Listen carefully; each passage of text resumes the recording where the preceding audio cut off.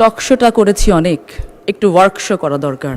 কিছু কাজ করে নিই, জবাবদিহিতার জায়গা জনগণের কাছে আছে, ফিরব জনগণের কাছে, জবাব তাদেরকে দিব ইনশাল্লাহ।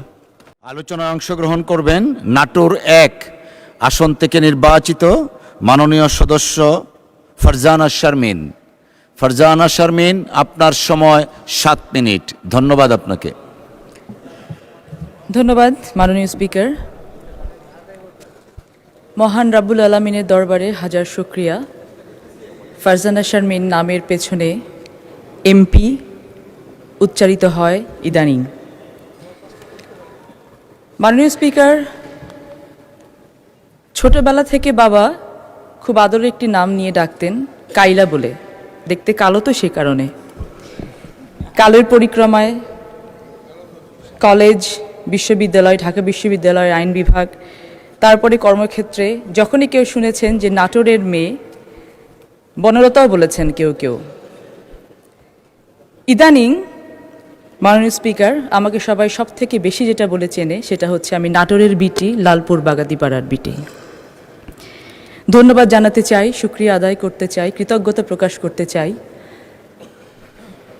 আমাদের বর্তমান সংসদ নেতা মাননীয় প্রধানমন্ত্রী জনাব তারেক রহমানকে। তার কারণে আজকে আমি এখানে এসে দাঁড়াতে পেরেছি। মাননীয় স্পিকার, ইদানিং মাঝে মাঝে আমাদের সংসদের তাপমাত্রা 25 ডিগ্রি এমনি এসি চলে, তারও একটু বেশি উত্তপ্ত হয়ে যায় আমাদের মাননীয় বিরোধী দলের সংসদ সদস্যদের কারণে। তো এরকম বিভিন্ন সময় আগেও হতো মাননীয় স্পিকার।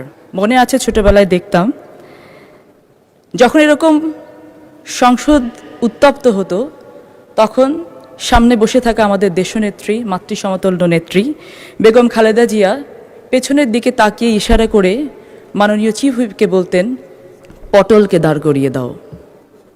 মাননীয় স্পিকার, আমি আজকে গর্ববোধ করি আমি আজকে সংসদে দাঁড়িয়ে আছি, সেই সংসদে যেই সংসদে আমার পিতা মরহুম ফজলুর রহমান পটল একটি সময় দাঁড়িয়ে দেশকে রিপ্রেজেন্ট করেছেন। আমি গর্ববোধ করি আমি আজকে সেই মন্ত্রণালয়ের দায়িত্বপ্রাপ্ত আছি, যে মন্ত্রণালয়ে দাঁড়িয়ে, যে মন্ত্রণালয়ে বসে আমার বাবা রাষ্ট্র ক্ষমতা পরিচালনা করেছিলেন একটি সময়। মাননীয় স্পিকার, আমরা দীর্ঘ একটি পথ পাড়ি দিয়ে এসেছি। অনেক অন্যায়, অত্যাচার, নির্যাতন, নিপীড়ন, 17 বছরের যন্ত্রণা, বঞ্চনা আমাদের হৃদয় ধারণ করে আমরা একটি ফাংশনাল পার্লামেন্টের শপথ করে এসেছি সবার কাছে। আজকে সকালের সেশনে মাননীয় স্পিকার, চট্টগ্রামের ওয়াটার লগ নিয়ে আমাদের চট্টগ্রামের একজন মাননীয় সংসদ সদস্য যেটা বলেছেন, জলাবদ্ধতা বাংলাদেশের প্রত্যেকটা সেক্টরে মাননীয় স্পিকার এই লগ তৈরি করা হয়েছে বিগত 17 বছর ধরে। ইনস্টিটিউশনগুলোকে মাননীয় স্পিকার ধ্বংস করা হয়েছে খুব পরিকল্পিতভাবে। আমরা যখন মানুষের কাছে ভোট চাইতে গেছি, পাড়ায় পাড়ায়, ঘরে ঘরে গেছি, মানুষকে আমরা স্বপ্ন দেখিয়েছি মাননীয় স্পিকার, একটি উন্নত বাংলাদেশের, যে বাংলাদেশে তাদের জীবন মানের উন্নয়ন হবে। তবে মাননীয় স্পিকার, এটা ঠিক আমরা যেহেতু কাউকে জান্নাতের স্বপ্ন দেখাইনি, সেহেতু যে ওভারনাইট আমরা সব কিছু করে দিতে পারবো না, এটা দেশের সাধারণ মানুষ জানে মাননীয় স্পিকার। আজকে এখানে দেখেছি মাননীয় স্পিকার যে জান্নাত বিক্রির বিষয়ে প্রাথমিকভাবে ক্যাভিয়েট এম্পটার ইম্পোজ করা হলো, পরবর্তীতে আবার অস্বীকার করা হলো যে না, আমরা এটা বিক্রি করিনি। কিন্তু মাননীয় স্পিকার, যে পথে হেঁটে হেঁটে তারা ভোট চেয়েছেন, সেই পথে তো আমরাও হেঁটেছি, আমরাও ভোট চেয়েছি। বিক্রি যাদের কাছে করেছেন তারা তো বলেছেন যে আপনারা গিয়েছিলেন বিক্রি করার জন্য। মাননীয় স্পিকার, একটা গল্প বলি, ছোট্ট একটা গল্প, জানি সময় অনেক কম, তারপর মাননীয় স্পিকার একসাথে কাজ করেছি, দয়া করে হয়তো আপনি কিছুটা সময় বাড়িয়েও দেবেন।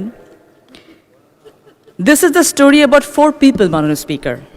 একটু মনোযোগ দিয়ে শুনতে হবে, এই 4 জন মানুষ এখানে যে কেউ থাকতে পারেন। This is the story about 4 people, everybody, somebody, anybody and nobody. There was an important job to be done and everybody was asked to do that job, Honorable Speaker. Everybody was sure that somebody would do that work. Anybody could have done that job, but nobody did it. Somebody got angry because that was everybody's job. Everybody thought anybody could do it. And nobody realized everybody wouldn't do it. In the end, everybody blamed somebody when actually nobody asked anybody. Honorable Speaker, the most important part of this story was not anybody, neither somebody, nor everybody, or nobody.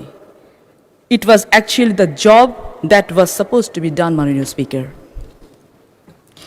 গল্পটা বলার পেছনে আগে অনেকগুলো কারণ আছে, অত কিছু বলতে গেলে 7 মিনিট পার হয়ে যাবে মাননীয় স্পিকার। তবে একটা কথা বলতে চাই যে সময়ে বাংলাদেশে কথা বলার জন্য ট্যাক্স হিসেবে জীবন দিতে হতো, সে সময় লাইভ প্রোগ্রামে টেলিভিশনের পর্দায় বসে তৎকালীন ফ্যাসিস্ট সরকার, ফ্যাসিস্ট শেখ হাসিনাকে সো কল্ড প্রাইম মিনিস্টার বলে উঠে এসেছে মাননীয় স্পিকার।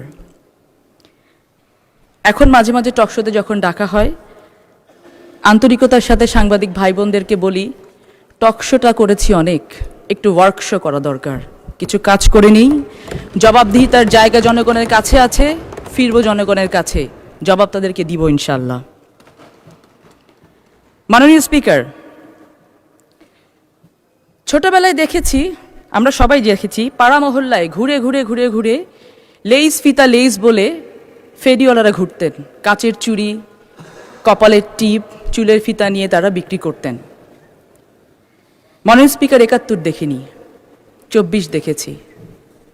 মাননীয় স্পিকার, দেখেছি লেইস ফিতা লেইস স্টাইলে 71কে বিক্রি করতে করতে দেউলিয়া করে ফেলেছে মাননীয় স্পিকার একটি দল।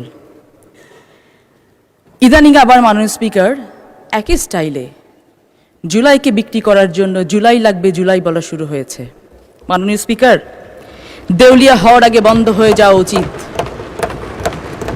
আপনার মাধ্যমে পুরো সংসদকে জানাতে চাই, চেতনা বিক্রি করার না, ধারণ করার বিষয়।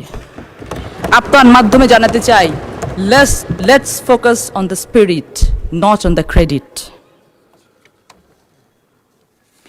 মাননীয় স্পিকার, দেশ অনেক দিয়েছে। ভিকারুননিসা স্কুলে পড়েছি, কলেজে পড়েছি, পরবর্তীতে ঢাকা বিশ্ববিদ্যালয় আইন বিভাগে পড়াশোনা করেছি। মাননীয় সদস্য, আসলে আমাদের টাইম তো খুব লিমিটেড, তারপরে আপনাকে আর 3 মিনিট বাড়িয়ে দেওয়া হলো, দয়া করে 3 মিনিটের মধ্যে শেষ করবেন, ধন্যবাদ। মাননীয় স্পিকার, দুটো কথা না বললেই না। দেখেছি যে যখন এলাকার কথা বলা হয় তখন 2 মিনিট না 5 মিনিট বাড়িয়ে দেওয়া হয় মাননীয় স্পিকার। এরপর আমি এলাকার কথা বলার জন্য আরও 2 মিনিট বাড়িয়ে নিব আপনার কাছ থেকে। মাননীয় স্পিকার, আজকে দাঁড়িয়েছি বাংলাদেশের সব থেকে সর্বোচ্চ ডিগনিফাইড একটি প্ল্যাটফর্মে মাননীয় স্পিকার। এই প্ল্যাটফর্ম যারা আমাদেরকে করে দিয়েছেন, কথা বলার সুযোগ করে দিয়েছেন মাননীয় স্পিকার, সেই সাধারণ জনগণের জন্য আজকে আমাদের কাজ করার সময় এসেছে। এই কাজ করার সময়ে মাননীয় স্পিকার, আমরা দেখেছি যে কিছু ধর্ম ব্যবসায়ী আছেন, ধর্মটাও কিন্তু ধারণ করার বিষয়। আমি খুব অবাক হয়ে দেখেছি, বিগত কিছুদিন আগে আমাদের এই সংসদের বিভিন্ন সহকর্মীদেরকে নিয়ে, নারী সহকর্মীদেরকে নিয়ে সংসদের বাইরে কুরুচিপূর্ণ মন্তব্য করা হয়েছে।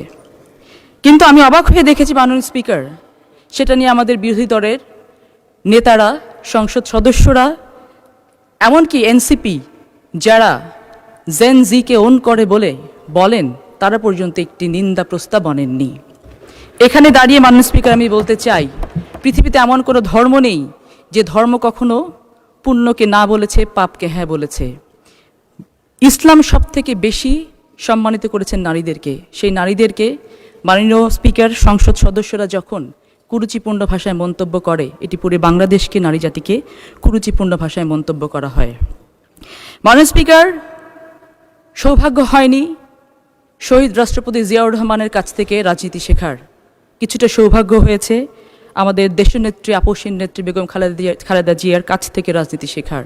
আর বর্তমানে অভিভাবক হিসেবে একজনকে পেয়েছি মাননীয় স্পিকার, তিনি এমন একজন দক্ষ নাবিক, সাগর যত উত্তালি হোক না কেন, পথ হারানোর কোনো উপায় নেই ইনশাআল্লাহ।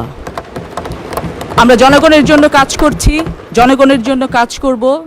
লালপুরের বিটি হিসেবে, নাটোরের বিটি হিসেবে কয়েকটা কথা না বললেই না।